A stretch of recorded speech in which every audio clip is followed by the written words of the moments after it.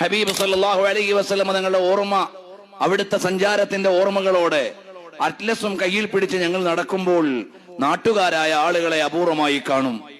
അവരോട് കഥ ചോദിക്കും. ഞങ്ങളുടെ കയ്യിലുള്ള വിവരങ്ങളൊന്നും പങ്കുവെക്കില്ല. അവരോട് ചോദിക്കും, ഈ സ്ഥലത്തിന് വല്ല പ്രത്യേകതയുമുണ്ടോ? അവരവരുടെ ഓർമ്മയിൽ നിന്ന് പറയും, അവരുടെ പാരമ്പര്യത്തിൽ നിന്ന് പങ്കുവെക്കും.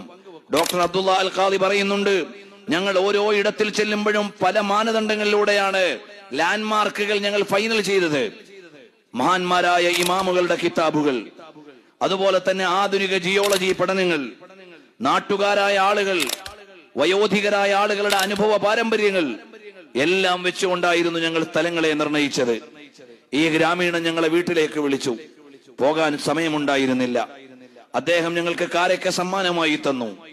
നിർമ്മലമായ ഹൃദയമുള്ള ഈ പ്രാന്തപ്രദേശങ്ങളിൽ താമസിക്കുന്ന അറബികളോട് സമയം ചെലവഴിക്കാൻ വളരെ സന്തോഷമാണ്. ഹിജ്റയുടെ കാൽപ്പാടുകൾ തേടി മലയാളത്തിലെ ആദ്യ സമ്പൂർണ്ണ ഹിജ്റ യാത്രാ വിവരണം. 15 ദിനങ്ങൾ നീണ്ട 45 ചരിത്രസ്ഥലികളെ തൊടുന്ന ഈ അത്യപൂർവ സഞ്ചാരം സ്വന്തമാക്കൂ. പുസ്തകം ആവശ്യമുള്ളവർ 7909 113 786 എന്ന വാട്സാപ്പ് നമ്പറിൽ വിലാസമയക്കുക.